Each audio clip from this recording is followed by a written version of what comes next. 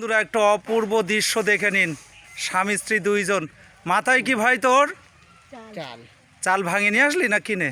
না, ওই যে রেশন থেকে নিয়ে তো দেখুন ও মানে দৃষ্টিহীন মানুষ, চোখে দেখে না। আবার ওর বউ একজন ওই হ্যান্ডিক্যাপ মতো, তাই তো? তো দেখুন উনি আবার চোখে দেখে।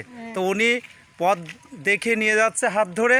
দুইজনের এই অপূর্ব দৃশ্য দেখে আমি অশোক দাস ব্লগ থেকে একটি ভিডিও না করে পারলাম না।